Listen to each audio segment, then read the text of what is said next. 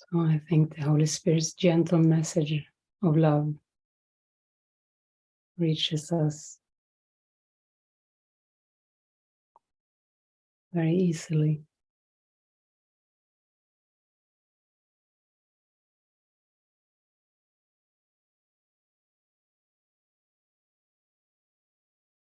Unless there is a guilt that blocks its coming.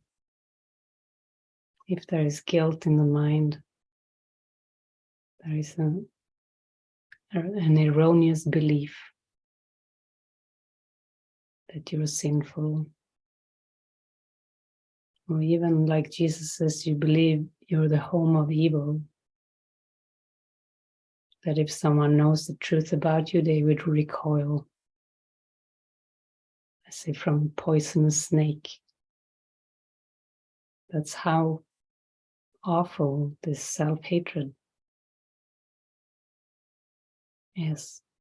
The sin that is believed to be inside. That's why there is such a resistance to look within.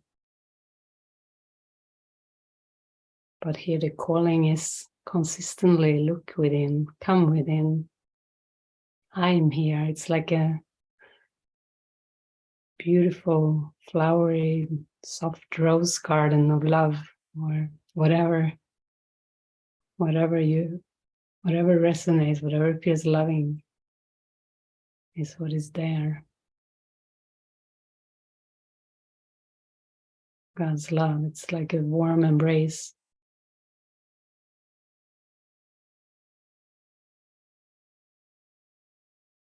It's better than anything we can imagine.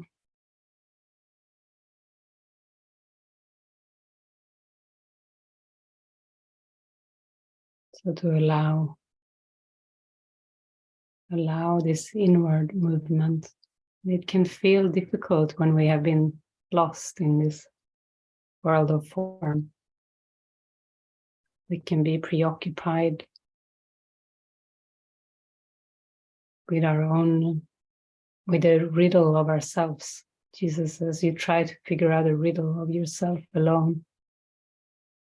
It's a preoccupation, trying to analyze one's own mind. But, and there can also be all the distractions, the preoccupations.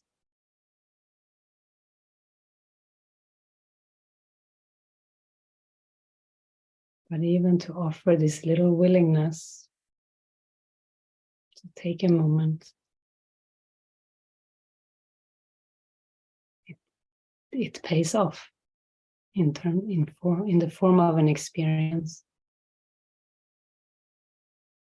The more we can allow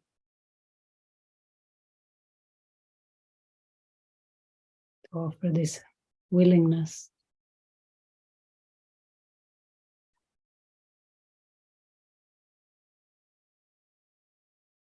He's saying things like, isn't that a little price to pay? Giving over your pain and receive peace instead.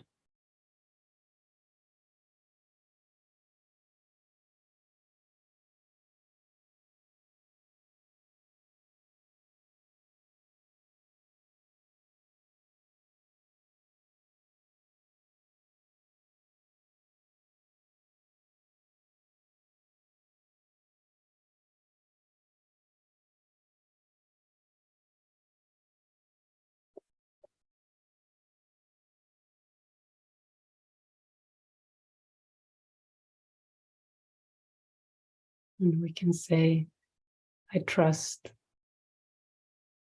that what I need will come to me. What I need in terms of awakening will surely come to me.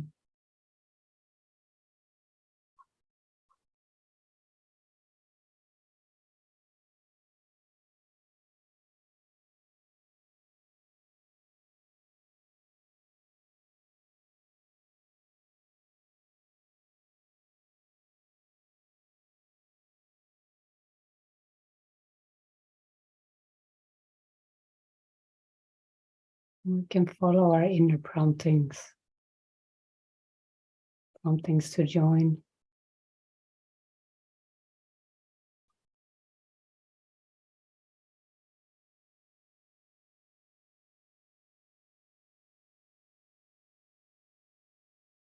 And to keep releasing doubt.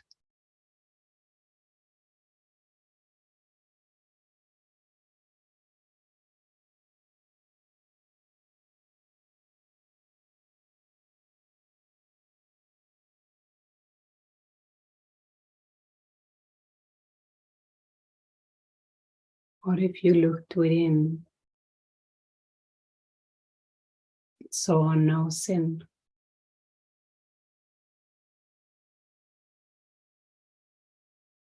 This, quote, fearful question is one the ego never asks. And you who ask it now are threatening the ego's whole defensive system too seriously for it to bother to pretend it is your friend. But if I looked within and saw no sin?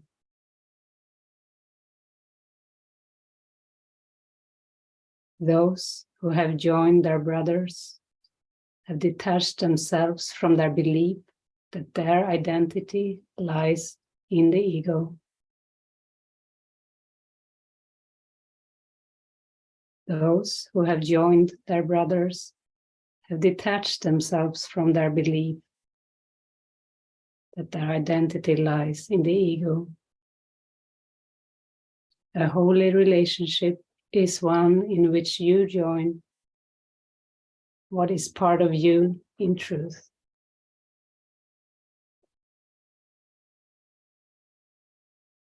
It's a relationship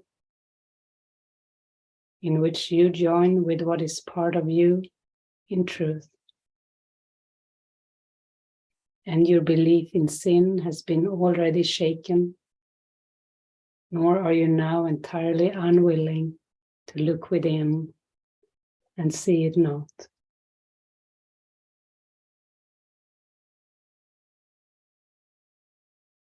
Your liberation still is only partial, still limited and incomplete, yet born within you, not wholly mad. You have been willing to look on much of your insanity and recognize its madness. Your faith is moving inward, past insanity and on to reason.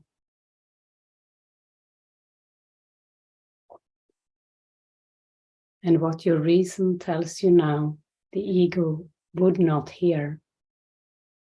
The Holy Spirit's purpose was accepted by the part of your mind the ego knows not of.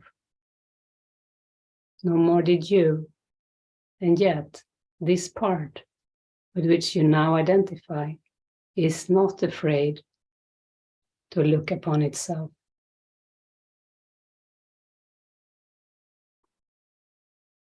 It knows no sin. How, otherwise, could it have been willing to see the Holy Spirit's purpose as its own?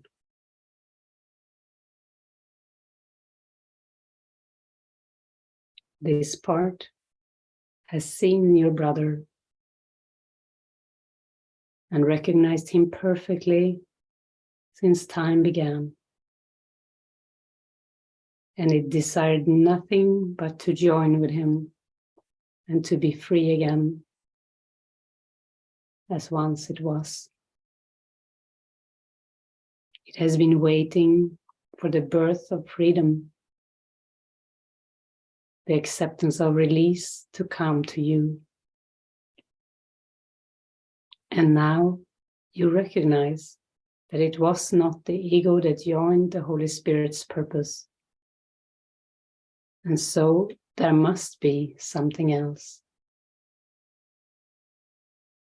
Think not that this is madness, for this your reason tells you, and it follows perfectly from what you have already learned.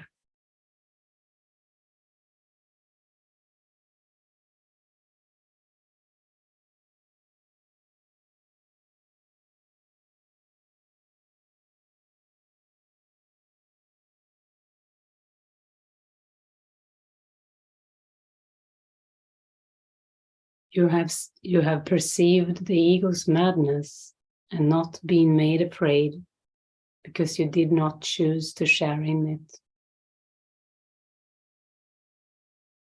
At times it still deceives you, yet in your saner moments, its ranting strikes no terror in your heart.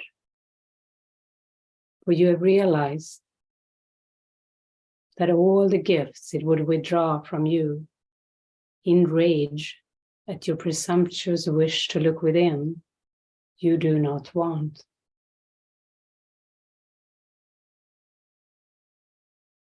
A few remaining trinkets still seem to shine and catch your eye, yet you would not sell heaven to have them. And now the ego is afraid, yet what it hears in terror, the other part hears as the sweetest music, the song it longed to hear since first the ego came into your mind. The ego's weakness is its strength. The song of freedom, which sings the praises of another world, brings to it hope of peace. For it remembers heaven, and now it sees that heaven has come to earth at last, from which the ego's rule has kept it out so long.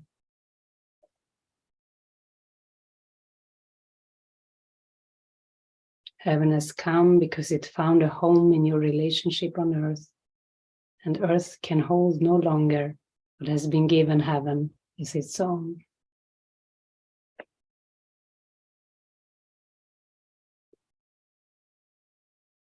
Look gently on your brother and remember the ego's weakness is revealed in both your sight. What it would keep apart has met and joined, and looks upon the ego unafraid. Little child, innocent of sin, follow in gladness the way to certainty. Little child, innocent of sin, follow in gladness the way to certainty. Be not held back by fear's insane insistence that sureness lies in doubt. Be not held back by fear's insane insistence that sureness lies in doubt. Be not held back by fear's insane insistence that sureness lies in doubt. This has no meaning. What matters it to you how loudly it is proclaimed? The senseless is not made meaningful by repetition and by clamor. The quiet way is open. Follow it happily and question not what must be so. The quiet way is open. Follow it happily and question not what must be so.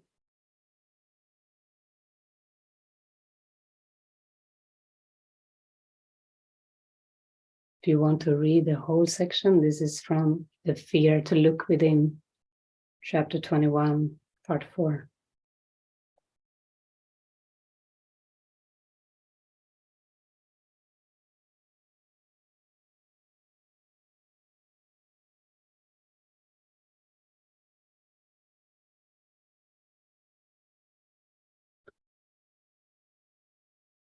We're gonna sign off now from this meeting, but this does not mean that you sign off from the inward movement, from the connection we share, from the joining with spirit.